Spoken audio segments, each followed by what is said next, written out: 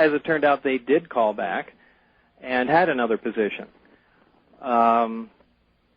The position was stated to be something that was involving a field propulsion system, which to me, in my mind, sounded something along the lines of some electromagnetic propulsion, something that might be used in space, maybe, I don't know, an ion drive system using mercury vapor or something like that. Or You've always been fascinated by propulsion systems. Anything with, exerts tremendous amount of energy, from, explosives to,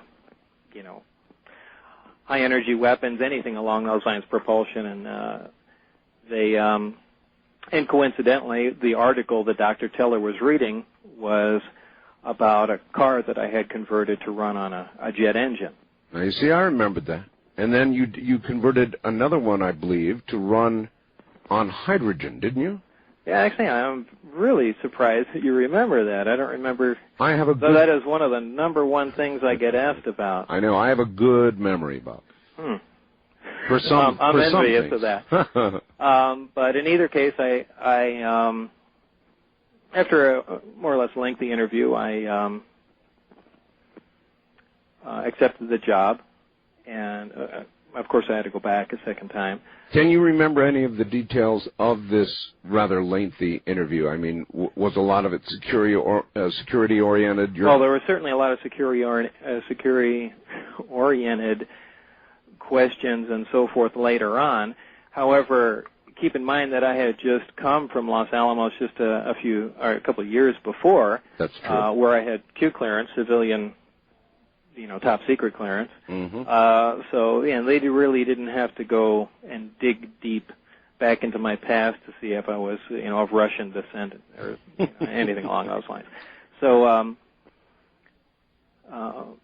basically the job just seemed like a typical research and development job. I was anxious to get started on it, and things went on. All they told me is that it was in a remote area out in the desert, and that I would fly out there maybe once, possibly twice a week, just to kind of get caught up on stuff, and they had to reinstate my clearance, which would take, perhaps a couple weeks, maybe a month at the latest. Sure. And so in the meantime, I was given essentially busy work to do, or at least that's how it rang in my mind. And this is typical, too, at Los Alamos. If you're initially hired there before your clearance goes through, sometimes, obtaining Q clearance can take up to 13 months. So they don't just have you sit at home. You'll, before you go to work for the lab, sit around and work on alarm systems or something like that. Doesn't, something usually below your potential, but something to keep you busy. That rings true. I was in the Air Force. They did that to us all the time. Yeah, it's pretty common. So I thought, well, this very typical. I had no idea what this would actually entail until I got into it, and obviously looking through their eyes, I guess it made sense that they couldn't, of course, divulge what this job would actually entail before they had, gone through all the security and whatnot. But, that's essentially how the job came about. All right. One thing that I would think you would remember is your impressions of Mr. Teller. I do, as far as what? Well, what kind of guy was he? Just simple questions. What kind of guy was he? He was,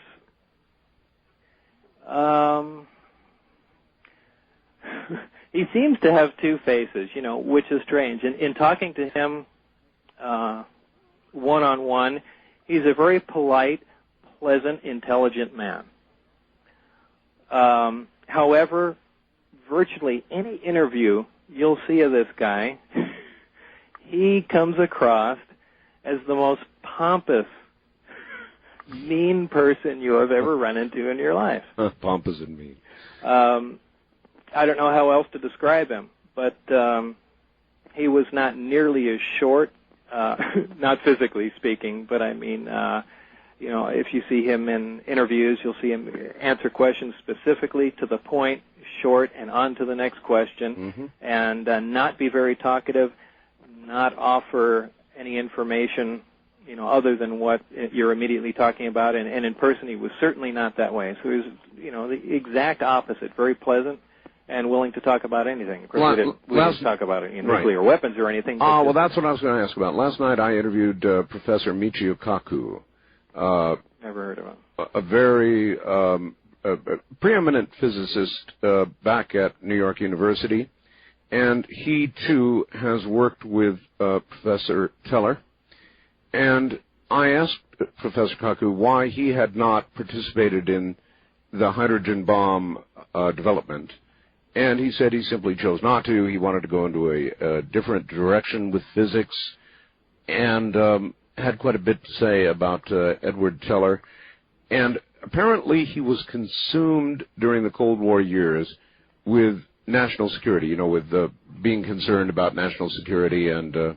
This is Dr. Teller you're talking about. Yes, and developing bombs. And, in fact, even today, the programs go on, I guess, with the third generation of hydrogen bombs, sort of designer bombs, Professor Kaku said. Anyway, that's why I asked you about Edward Teller. Listen, everybody hold tight. We're at the bottom of the hour, and we'll be right back.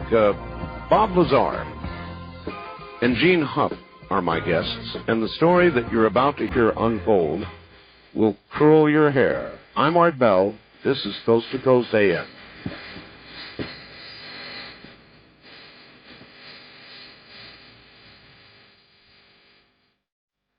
Now back to Bob Lazar and Gene Huff. Gentlemen, you're back on the air again.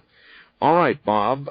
So you got the job. You landed the job, and they had you doing busy work. And then what? Well, not busy work hadn't started. Oh. That's what I thought was going to happen. Instead, where did we leave off? Well, actually, with busy work, they were kind of... Well, that's, He had anticipated busy work, but now you had to go to work the first day. Yeah, essentially. I guess essentially it was to get caught up with what was going on. And really, to my surprise, the security was a little more than oppressive. Generally you're just assigned a badge and shown the general procedures and things of that sort. This was a little different. Are you still talking about the facility near Las Vegas, or are you talking about being flown up there now? No, this is when finally I was flown. Okay. I'd go to McCarran Airport, right by the EG&G building, and right. I'd be flown to Groom Lake.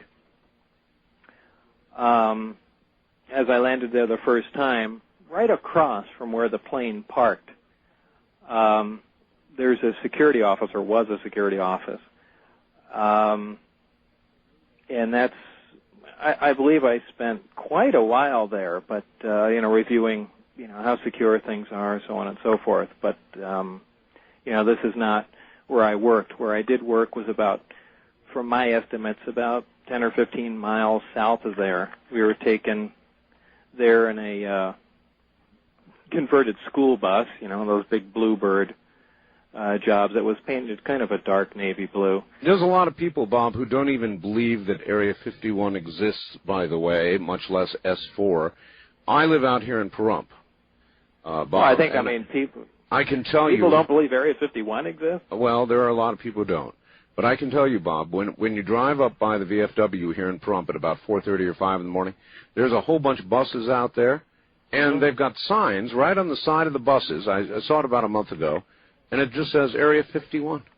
Oh, really? Yeah, oh, yeah. Well, they're not bothering anymore to keep that secret. I guess.